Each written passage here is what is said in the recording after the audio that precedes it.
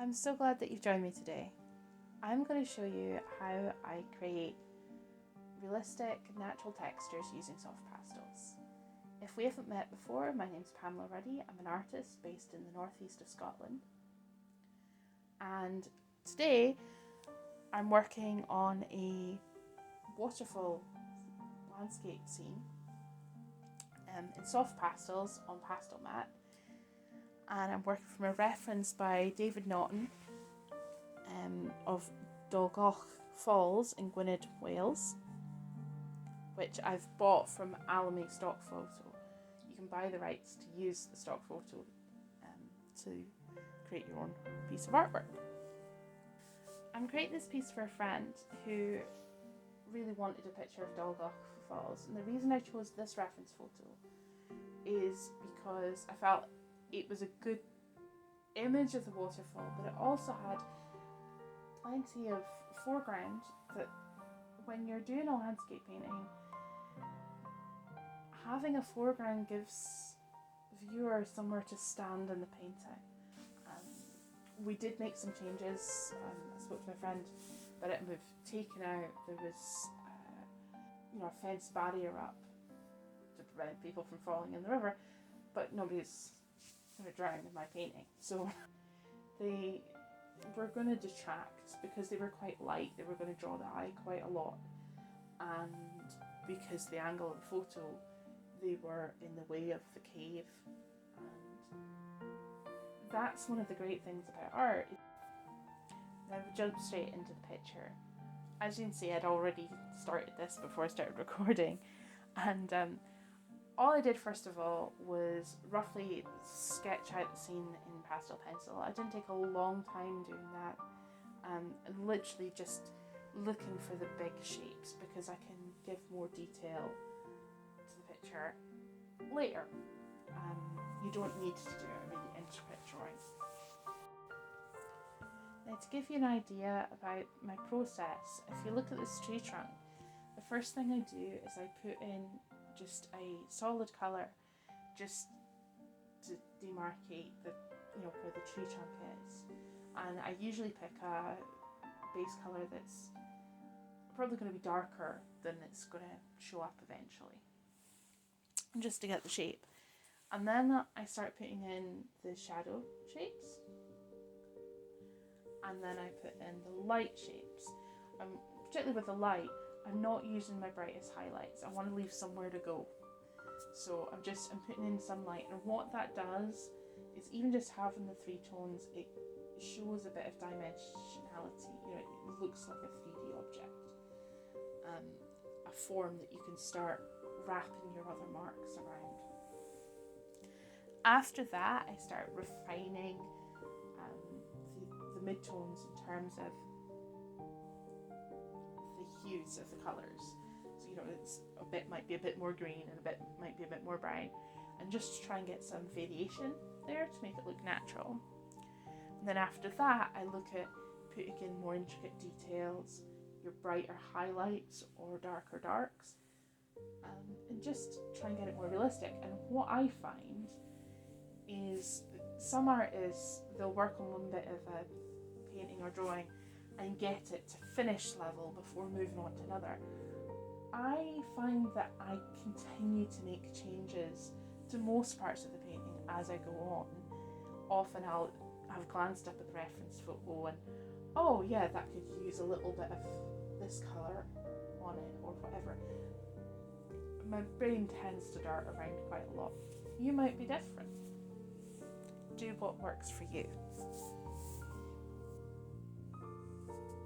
I started from the back because it's usually a good idea to start from the furthest point you can see, which here is the lighter bit of forest at the top of the waterfall, and then I've come down onto the rocks and foliage at the side of the waterfall. Now, the biggest challenge I find in a scene like this is the bit that makes me sort of, can I get this right? Is this sort of area of sort of foliage, and there's rock there, but because the rock has got green mosses and so on, it doesn't look quite as rocky. What I find tricky is that to get a sense of realism, you need to put in a lot of variation and detail. But you don't want to put in so much that it's very busy and distracting in the scene. And so one of my areas of challenge is just trying to balance that. Just trying to find a level of realism that looks attractive. One of the most satisfying things, I think, in artwork sometimes is when you can draw a line and suddenly have created something much more than a line, or make a mark and it just captures the thing and it turns it from nothing into being something recognisable. And for me, that satisfying bit came here whilst I was doing these steps, because I thought, oh, am I going to get the perspective right and all this kind of stuff, and it worked fine. I just drew it in and suddenly they appeared, and it just feels like magic sometimes when you can make a huge difference with just small marks. Okay, so this was another day, and the first thing I wanted to do is, before moving on to the rest of the picture, is I wanted to make little adjustments, and sometimes to the colour, sometimes to the form of things, just to try and get this area of the picture a bit more finished. I still did come back to it a bit later and add extra details in and so on, but I didn't want to have to go back into that foliage. I wanted to be happy with that area of the picture before I moved on. Normally, as I said, I tend to work from the furthest back forward, and also, because I'm right-handed, a bit left to right, so that I'm not smudging too much of my previous work. And here, the next thing maybe could have been the waterfall, and I kind of liked the idea of getting all that foliage all sorted out first before I did the water, because I loved the idea of the water just flowing down over the rocks and stuff. I kind of just wanted to be able to do that. This is maybe just a bit of a pleasure thing for me as an artist, to be able to see that come to life, but you'll get to see it too.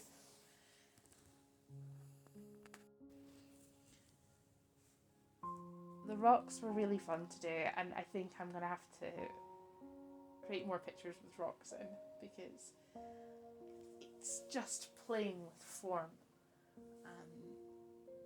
and it was good fun.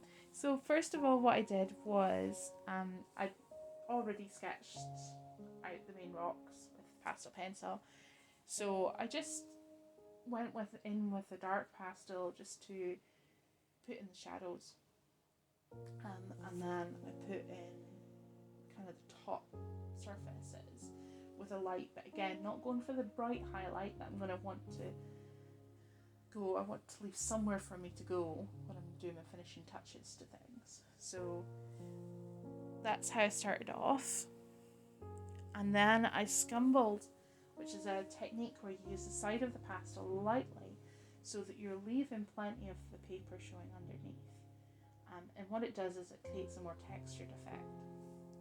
So I scumbled over when I was doing the middle of the rocks and stones, so that it looked more like a textured surface.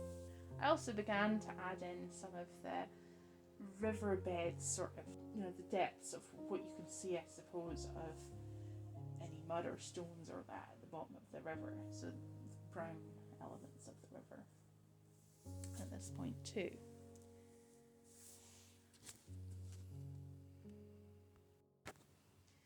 As you can see, once I've got a colour in my hand, I'm then often looking for where else in the picture I can put it. So this kind of creates balance in the picture because you don't have just all the colour in one area, but it's also just my brain jumps around quite a bit. So I've got this colour and I'm then looking for places that need it. So then I add more of the sort of shadow areas of the rocks. Another thing that's quite enjoyable is adding these small bright marks, which again are kind of adding a bit of texture and detail, both to just the riverbed to give the idea of more stones and sort of gravel sort of size pieces, and also just adding more texture to the bigger rocks. Then I'm adding brighter highlights to the rocks, and I put these in with short rough marks. Again, I'm just trying to get that texture in. If you make it too smooth,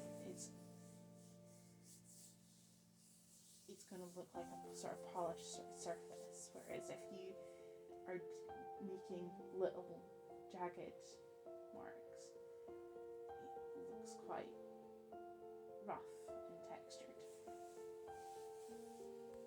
Clear where you're seeing through the water and you're effectively seeing the muddy brown colour when you're looking at a river. Often what makes it look like water is adding small highlights around the edges of the rocks or the banks, but you're allowing people to see into the water and see the brown colour that's there. And then you're wanting other bits of the river where the water is moving and catching the light. You're wanting those bits to reflect the sky, so they're going to be lighter. Again, I'm not starting with white. You want to leave somewhere for you to go.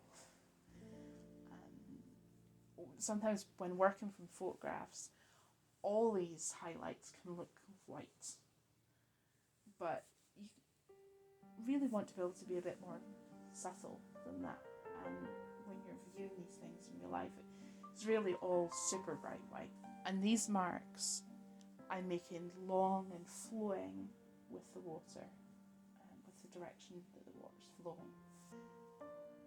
When it comes to the waterfall itself, I'm conscious of not wanting to just end up with a wall of white, because when you have a solid colour, particularly white or black, in a piece of artwork, it loses its three-dimensionality. It begins to look a bit cartoony. So I'm paying real attention to having more subtle shades in the water, and I've made more of them than I see in the photograph, because I know that photographs have a smaller dynamic range that they can see than our eyes do. So our eyes wouldn't see it as bright white the whole way down. So I'm trying to notice where there's obviously rocks, or the form of the waterfall is changing the water flow, and I'm trying to make my marks flow with the water.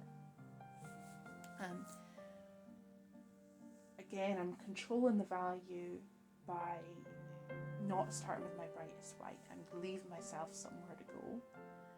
And another way that you can control the value is by using that scumbling effect, that's pulling the pastel over the surface so that you're showing some of the paper surface underneath. Is if you do that first of all, and then you go in over that colour with stronger marks off of the edge of the pastel that fill in some of those bits, you'll end up having a difference in colour or perceived colour, even though what you've just done is filled in more of the tooth of the paper, more of the surface of the paper.